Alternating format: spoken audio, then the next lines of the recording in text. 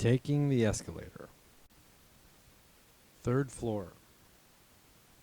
This floor is about enhancing areas of need. It's a little more challenging than the second floor because the second floor focused on building on the strengths you already have. But now it's time to identify the areas where you need more work and to work on those areas of need.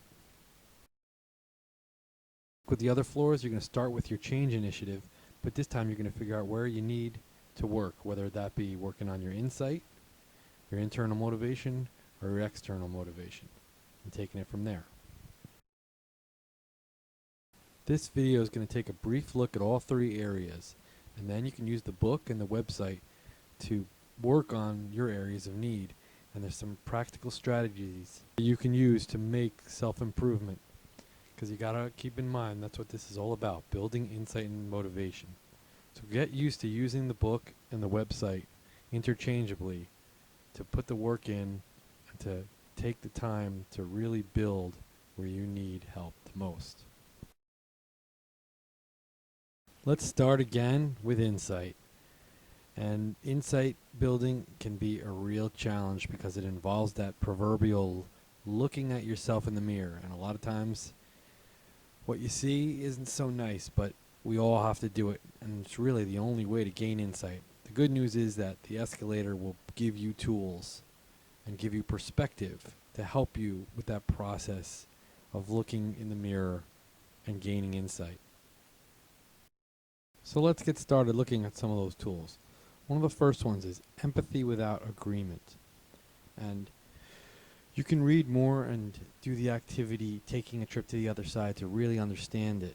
But the concept of empathy without agreement is based on the thought that you can gain insight by learning to understand things even if you don't agree with them. In order to help grasp this concept, think about something that you don't agree with. Let's say, for example, violence. Most people are opposed to violence and they don't agree with violence. But can you understand why someone might choose to commit a form of violence? If you can do that, you can gain insight.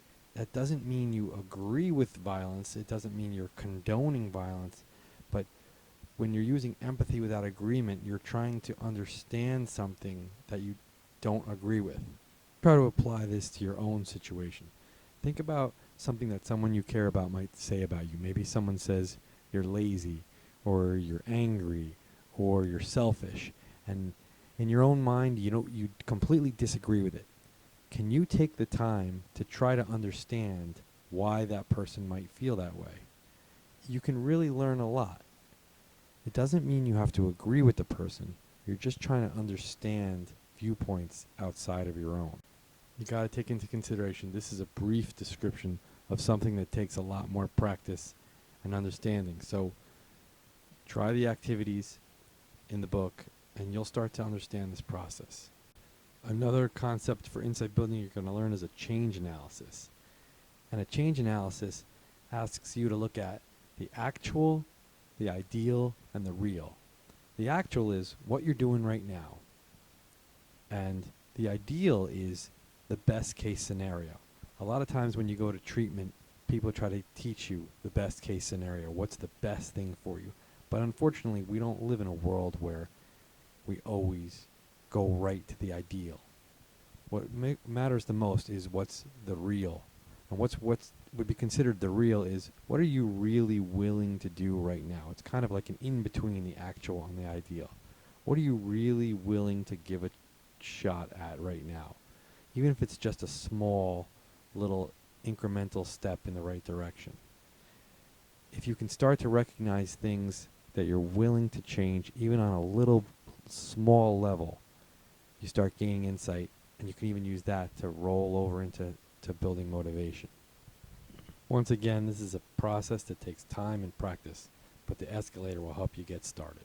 You'll see there's a lot more to learn about when it comes to gaining insight. But for now, let's look at the next area, internal motivation.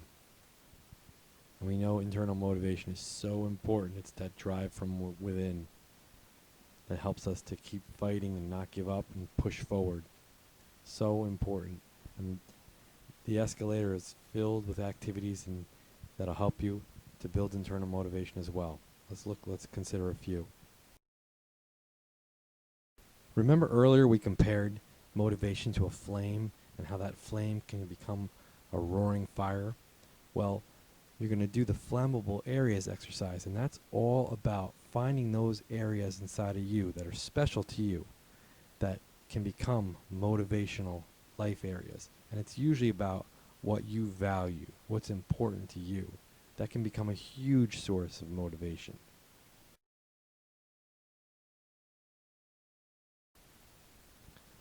Another internal motivation activity you're going to work on is learning to love what is good for you and to start to hate what's bad for you. I know that sounds extreme, but with time and practice, using the activities in the escalator, you can learn to start to build appreciation for what's good for you and to start to really want to turn away from what's not so good for you. And that's how change happens, and that's how internal motivation builds. And the final area to work on is external motivation. And that's that push from the outside. And one way is through goal setting, using your goals to motivate you. And also support, using your friendship, family, anyone who can help you to increase the support needed, especially to get you through the tough times. That's enough for now, but remember, you can take the escalator and it'll help you get you thinking in a motivational way, which will help you get moving in a positive direction.